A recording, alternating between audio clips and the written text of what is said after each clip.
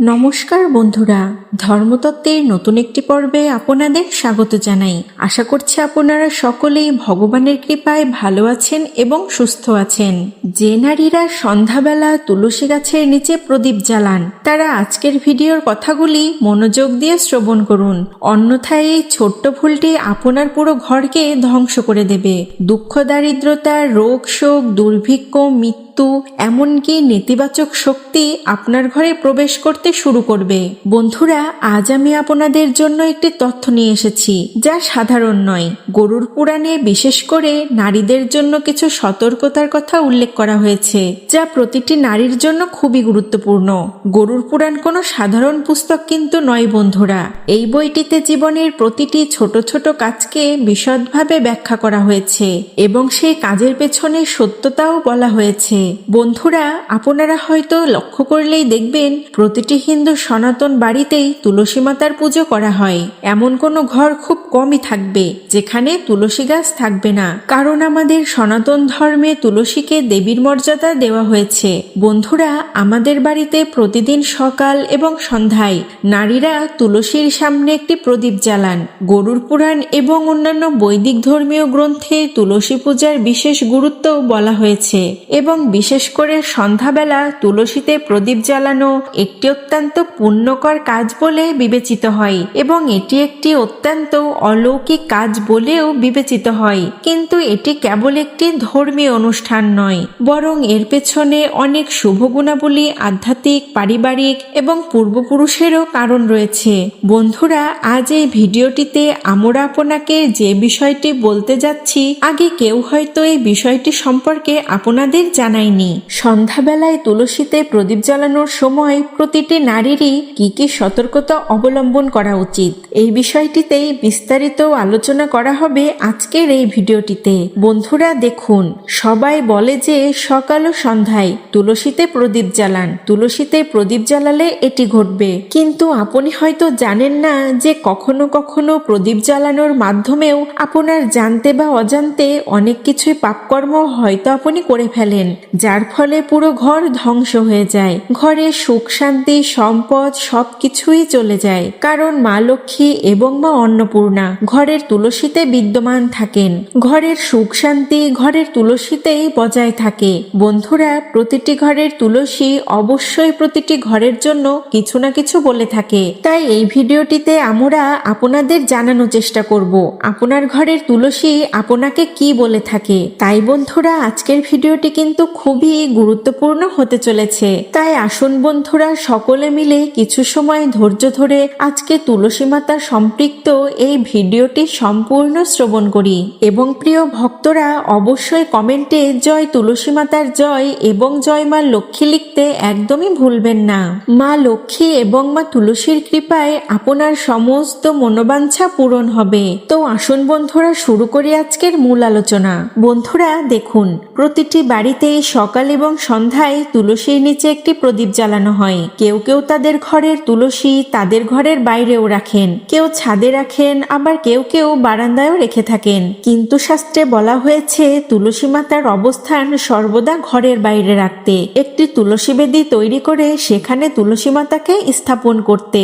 কারণ বলা হয় ঘরে যে নেতিবাচক শক্তি আসে, ঘরে ঝগড়া বিবাদ হয়ে থাকে, তখন তুলসী আমাদের সেই সমস্ত জিনিস থেকে রক্ষা করে। আমাদের ঘরে প্রবেশের আগে তুলসী সেই সমস্ত নেতিবাচক জিনিস নিজের ভিতরে শুষে নেয়। বন্ধুরা, আমাদের সর্বদা পূর্ব বা উত্তর দিকেই তুলসী লাগানো উচিত এবং প্রদীপ জ্বালানোর সময় আপনার মুখ পূর্ব বা উত্তর দিকেই থাকা উচিত, কারণ পূর্ব এবং উত্তর দিকগুলি মা তুলসীর জন্য সবচেয়ে বিশেষ এবং শুভ বলে বিবেচিত হয়। এটি করার মাধ্যমে শক্তির প্রবাহ শুভ হয়, আর যখন শক্তির প্রবাহ শুভ থাকে তখন জীবনে ভিন্ন ধরনের অগ্রগতি দেখা যায়। একটি উদাহরণস্বরূপ ধরুন, আপনার বাড়িতে অনেকদিন ধরে অনেক ঝগড়াঝাটি এবং দ্বন্দ্ব চলছে, পরিবারের মধ্যে কোনো সামঞ্জস্য নেই, যেন দুজনের মধ্যে ভালোবাসার কোনো চিহ্নই নেই। একটি ঝগড়া শেষ হবার সাথে সাথে আরেকটি ঝগড়া শুরু হয়, দ্বিতীয় ঝগড়া শেষ হবার সাথে সাথে আবার তৃতীয় ঝগড়াও শুরু হয়ে যায়। আজকের সময়ে দাঁড়িয়ে দেখা যায় প্রায় প্রতিটি বাড়িতেই ঝগড়া হচ্ছে, এমন কোনো ঘর নেই যেখানে সেখানে পারিবারিক দ্বন্দ্ব নেই। বন্ধুরা, সেই কারণেই আমাদের শাস্ত্রে তুলসী সম্পর্কে সমস্ত কিছু বিস্তারিতভাবে বলা হয়েছে। কারণ অনেক সময় ঘরের সমস্ত জিনিসপত্র তুলসীর ওপর নির্ভর করে। যে বাড়িতে তুলসী গাছ শুকিয়ে যায় সেখানে এমনও বিশ্বাস করা হয় যে কিছু অকাল শক্তি বা কিছু নেতিবাচক শক্তি সেই বাড়িতে উপস্থিত থাকে। সেই কারণে গাছটি ফুলে ওঠে না বা গাছটি সুষ্ঠুভাবে বেড়ে ওঠে না। সেই কারণেই মা লক্ষ্মী সেই ঘরে প্রবেশ করতে পারে না। অর্থাৎ বন্ধুরা, যে বাড়িতে পিতৃদোষ থাকে সেখানে তুলসী গাছ কখনোই জন্মায় না, কারণ আমাদের পূর্বপুরুষেরা সেই তুলসী গাছে জল দেন না। তাই আমাদের ঘরে সবসময় তুলসী গাছ পরিষ্কার এবং সুস্থ রাখা উচিত।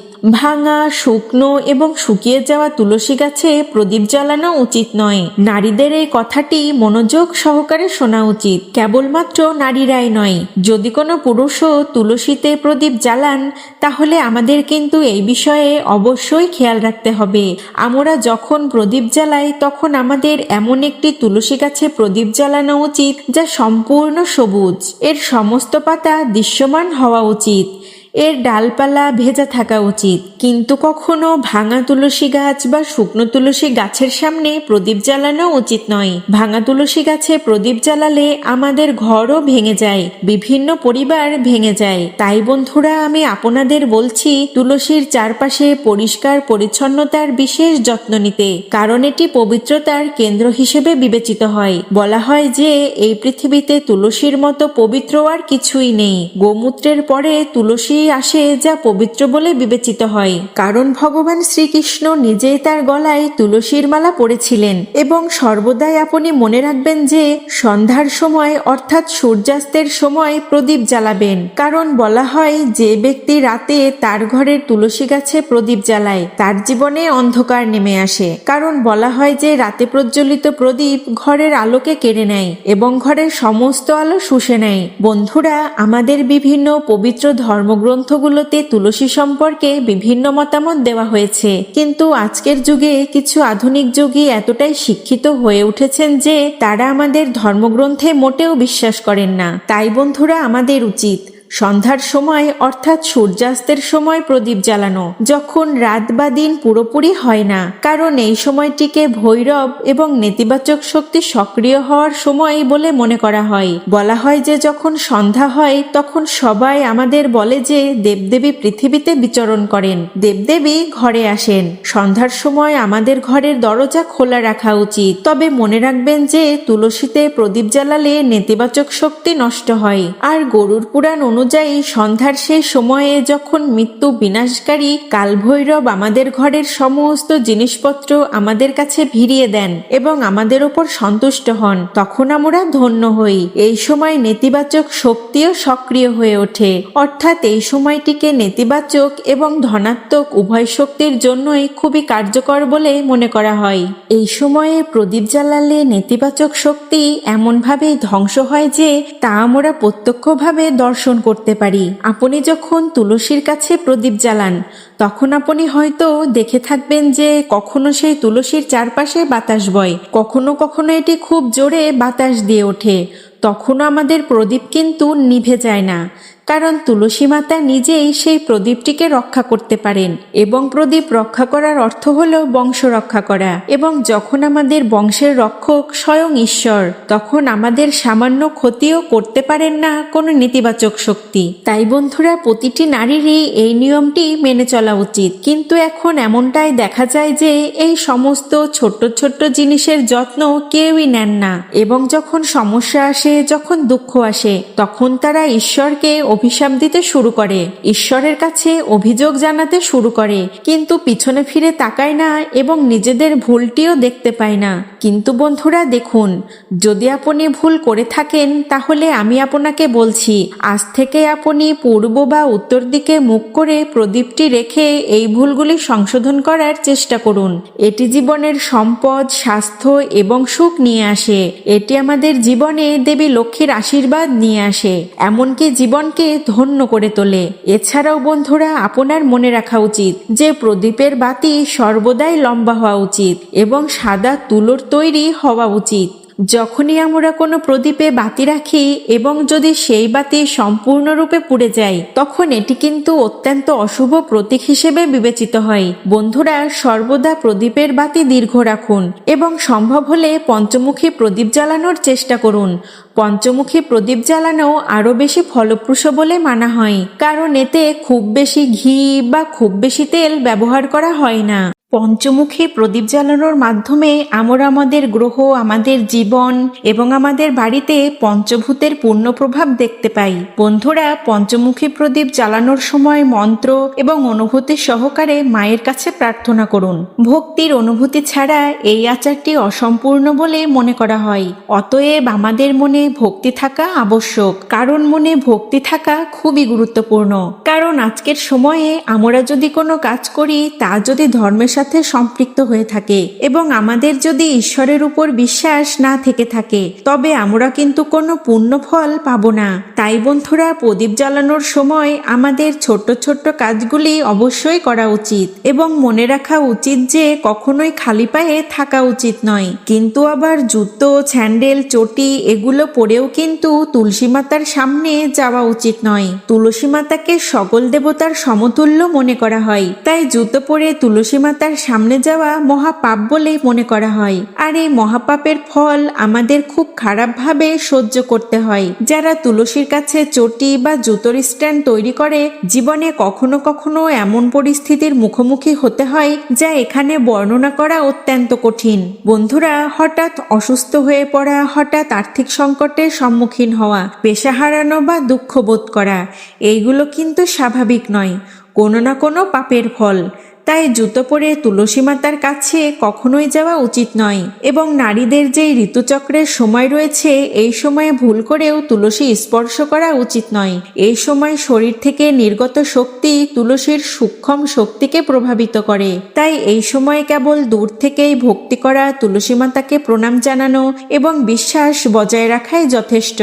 বন্ধুরা, এগুলো কিন্তু আমাদের প্রত্যেকের জন্য খুবই গুরুত্বপূর্ণ। আর গরুর পুরাণে সন্ধ্যার পরে তুলসী পাতা কখনোই ছিঁড়ে ফেলতে নিষিদ্ধ করা হয়েছে। এটি করলে পরিবারের সমৃদ্ধি ব্যাহত হয়। হাত নোংরা হলে প্রদীপ জ্বালাবেন না। এমনকি এটাও বলা হয় যে স্নান না করে বা অপরিষ্কার হাতে পুজো করা উচিত নয়। তাই তুলসী পূজার আগে হাত পা ধোয়া অত্যন্ত জরুরি। এমন অনেক নারীরাই রয়েছে যারা সকাল থেকে বিভিন্ন ধরনের কাজ করে থাকেন এবং বিছানায় দুপুরে ঘুমোতে যান। যদি তারা এসব কাজ করে এবং শুদ্ধ না হয়ে তুলসী মাতাকে স্পর্শ করেন, এটা কিন্তু ঘোর অমঙ্গল। তুলসী মাতাকে স্পর্শ করার পূর্বে নিজেকে পবিত্র করা, হাত পবিত্র করা খুবই গুরুত্বপূর্ণ।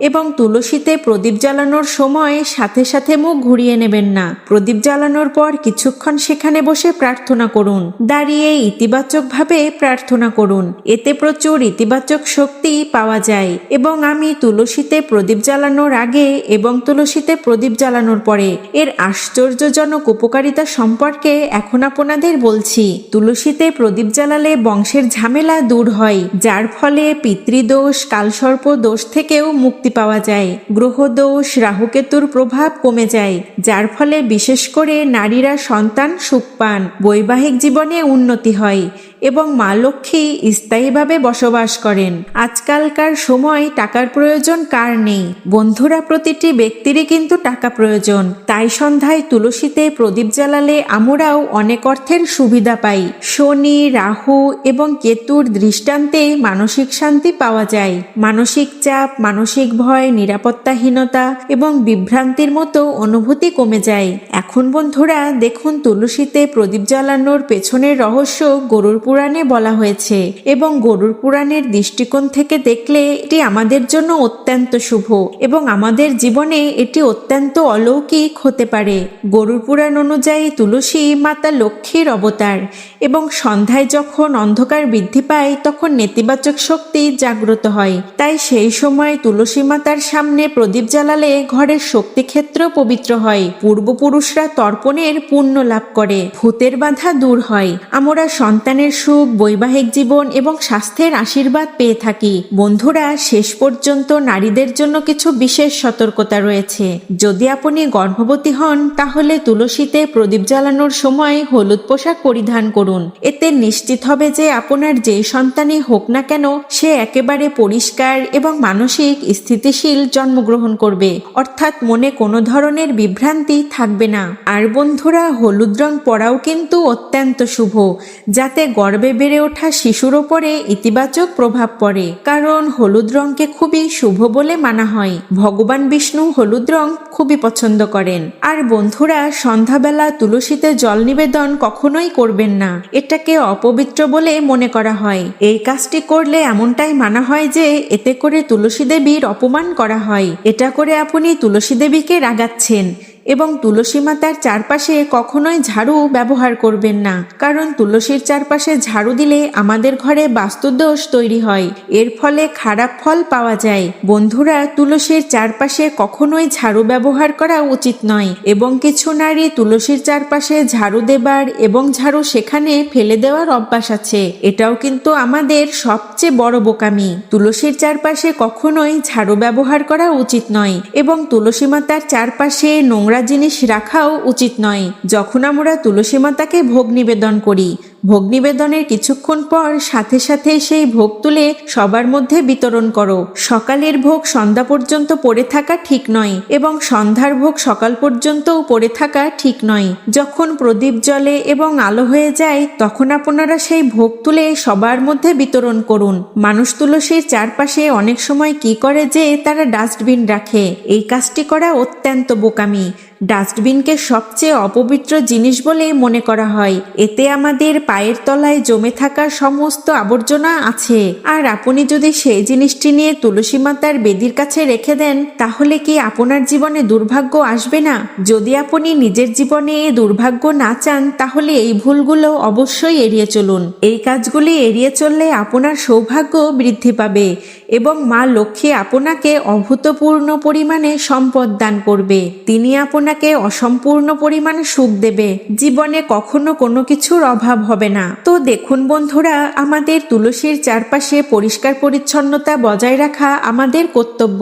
কথা হলো আমাদের পবিত্রতাও বজায় রাখতে হবে। তাই বন্ধুরা, আপনাদের কাছে অনুরোধ করব, সকলে অবশ্যই তুলসী মাতার সেবা করবেন, তুলসী মাতার পূজা করবেন। তো আজকের ভিডিওটি এ পর্যন্তই। ভিডিওটি কেমন লাগলো তা কমেন্ট করে আমাদের অবশ্যই জানাবেন। ভিডিওটি যদি ভালো লেগে থাকে এবং যদি উপকৃত হয়ে থাকেন, তাহলে অবশ্যই ভিডিওতে লাইক করবেন। ভিডিও সম্পর্কে যে কোনো মতামত আমাদেরকে অবশ্যই জানাবেন কমেন্টের মাধ্যমে, কারণ আপনার একটি লাইক ও একটি কমেন্ট আমাদেরকে নতুন নতুন কাজের অনুপ্রেরণা জাগায়, আমরা উৎসাহিত হই। আর যে সকল বন্ধুরা এখন আমাদের চ্যানেলটিকে সাবস্ক্রাইব করেননি, তাদেরকে অনুরোধ করব অবশ্যই আমাদের চ্যানেলটিকে সাবস্ক্রাইব করবেন এবং সাবস্ক্রাইব করে পাশে থাকা নোটিফিকেশন বেল আইকনটি অবশ্যই প্রেস করে রাখবেন। এতে করে আমি যখনই নতুন কোনো ভিডিও পোস্ট করব, তা সবার আগে চলে যাবে আপনার কাছে। আর আপনি এরকম ধর্মীয় বিভিন্ন রকম তথ্য খুব সহজেই জানতে পারবেন আমাদের চ্যানেলের মাধ্যমে। সকলে নিয়মিত অবশ্যই ভগবানের নাম কীর্তন করবেন, তার আরাধনা করবেন ও প্রার্থনা করবেন। তো বন্ধুরা, আজ এখানেই শেষ করছি। সবাই ভালো থাকবেন ও সুস্থ থাকবেন। জয় শ্রীকৃষ্ণ।